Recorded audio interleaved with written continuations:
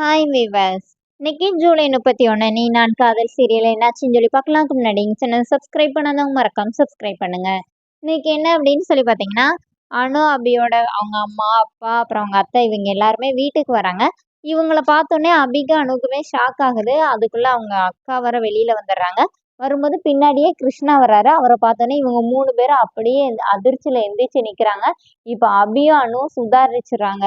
அப்பா அம்மா இதுக்காக தான் எந்திரிக்கிறாங்கன்னு.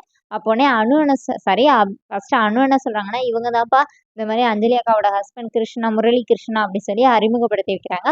அப்படி என்ன சொல்றாங்கன்னா, இவர மாதிரி நம்ம வீட்டு பக்கத்துல கூட ஒருத்தர் இருந்தாங்கல்லப்பா, அவரை பார்த்தானே அவரை மாதிரி இருக்கனால தான் நீங்க அதிர்ச்சியா எந்திரிச்சு நிக்கிறீங்க அப்படின்னோடனே 2 பேருமா கண்ணை காட்டுறாங்க ப்ளீஸ் அப்படிங்கிற மாதிரி.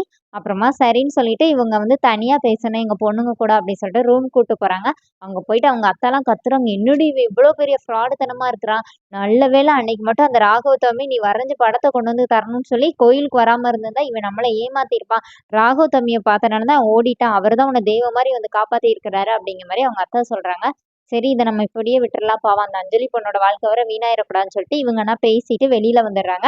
அதுக்குள்ள ராகவும் ஆகாஷும் வந்தோடனே அவங்க கிட்டயும் பேசிட்டு அவங்க பேசிட்டு இருக்கும்போதே அபி வந்து அப்படியே ராகவ பார்த்துட்டே இருக்கிறாங்க. அவங்க அத்தை சொன்னாங்கல்ல தெய்வம் மாதிரி வந்து உன்னை காப்பாத்தினாருன்னு, அதை அப்படியே யோசிச்சு பாக்குறாங்க. அப்படியே பேக்ரவுண்ட்ல வந்து சூப்பரா சாங் வேற போட்டிருக்காங்க. அப்படியே பார்த்துட்டே நிக்கிறாங்க. அதுக்கப்புறம் என்ன ஆகுது அப்படின்னு சொல்லி பாத்தீங்கன்னா, இங்க வந்து அனு வந்து சாரி அபி வந்து வெளியில ஏதோ டெலிவரி கொடுக்கறதுக்காக போயிட்டு வராங்க. அங்க ராகவ் இருக்கிறாரு. அப்போ பாட்டி வந்து சொல்றாங்க, என்னம்மா கரெக்ட் டைம்ல போய் டெலிவரி பண்ணிட்டியா, நீ பேசாம ராகவ் கூட ஆஃபீஸ் போனா கேட்க மாட்டேங்கிற அப்படிங்கிற மாதிரி அவங்க பாட்டி வேற சொல்றாங்க. அப்போ அவங்க அனு வந்து அவங்க சித்திக்கு வந்து டீ குடுக்குறாங்க. குடுத்துட்டு அவங்க வந்து ஆகாஷ் வேற காணும்னு சொல்லி டென்ஷன்ல இருக்கிறாங்க. அவங்க அனுவோட அத்தை வேற.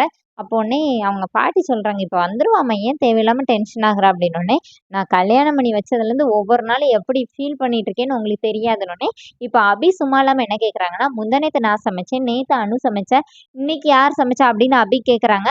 அப்போ உடனே சுந்தரி அப்படியே இல்ல அவங்களுக்கு உடம்பு சரியில்லைன்னு சொல்லிட்டு நான் தான் சமைச்சேன் அப்படின்னு சொல்லிட்டு அனு சொல்றாங்க. உடனே அப்படியா அப்படின்னு சொல்றதுக்குள்ள ஆகாஷ் வந்துடுறாரு. இப்ப ஆகாஷ் வந்து என்ன சொல்றாருன்னா, இந்த மாதிரி நான் ஒரு டீல் எடுத்திருந்தேன்ல, அது சூப்பரா முடிஞ்சிருச்சு, அதை வந்து டெலிவரியும் பண்ணியாச்சுன்னொடனே எல்லாருமா அவர் வந்து கன்கிராச்சுலேஷன் சொல்றாங்க. அப்ப அவர் என்ன சொல்றாருன்னா, அனுவந்த ராசியில தான் எனக்கு இந்த மாதிரி நடந்திருக்கு அப்படின்னோடனே அவங்க அம்மாவோட ஃபேஸே அப்படி இதாகுது.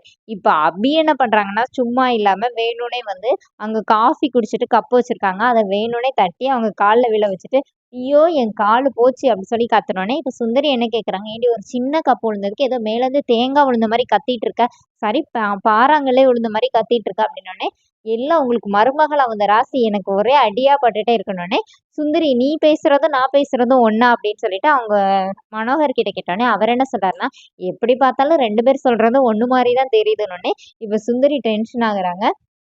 இங்க என்ன ஆகுது அப்படின்னு சொல்லி பார்த்தீங்கன்னா, அடுத்து லாவண்யா வராங்க. வந்து ராகவ் கூட சண்டை போடுறாங்க. இந்த மாரி வீட்ல எல்லாருமே உன்ன கல்யாணம் பண்ணிக்கலாம் சொன்னனால தானே நான் வெயிட் பண்ணிட்டு இருந்தேன். நீயும் பழச மறக்க முடியலன்னு சொன்னனால தானே நான் காத்துட்டு இருந்தேன். ஆனா நீ என்னைய விட்டுட்டு இவள உனக்கு பிடிக்கவே பிடிக்காதுல்ல, இவ கழுத்துல நீ எப்படி தாலி கட்டலாம் அப்படிங்கிற மாரி சொல்லும்போது, பாட்டி என்ன சொல்றாங்கன்னா, அவ எப்படி இருந்தாலும் எங்க வீட்டு மருமக. நீ அந்த மாரி பேசக்கூடாது அப்படின்னு சொல்றாங்க. ஆனா லாவண்யா கேட்காம ராகவோட சட்டைய புடிச்சு பதில் சொல்லு, பதில் சொல்லுன்னு கேட்கும்போது, அபி வந்து அவங்களோட கைய அப்படியே பிடிக்கிறாங்க. இப்ப ராகவ் திரும்பி அபிய பார்க்குறாரு. அதோட என்னோட எபிசோட் எண்ட் பண்ணிட்டாங்க. நாளைக்கு தான் செம சீன். மாடியில நின்னு அவங்க கிருஷ்ணாவும் சுந்தரியும் பேசிக்கிறாங்க. இந்த மாரி என்ன சொல்லிட்டு போறா உன்னோட முன்னாள் காதலி அப்படின்னோனே, அவ வந்து என்னைக்குமே என் மனசுல வந்து மகாராணி தான் அப்படின்னோனே, இது மட்டும் ராகவுக்கு தெரியணும். உன்ன சுட்டு பொசுக்கிருவான் தெரியும்ல அப்படின்னோனே, அதுக்கு தான் ப்ராப்பரா பிளான் இல்லாமலேயா வீட்டுக்குள்ள வருவேன். அதுக்காண்டி தான் இந்த மெமரி லாஸ் அப்படிங்கிற நாடகமே அப்படின்னு சொல்லி இவங்க 2 பேரும் பேசிட்டு இருக்காங்க. அங்க அபி நிக்கிற மாரியே காட்டுறாங்க. வெயிட் பண்ணி பார்க்கலாம் நாளைக்கு என்ன ஆகுது அப்படின்னு சொல்லிட்டு. Thank you.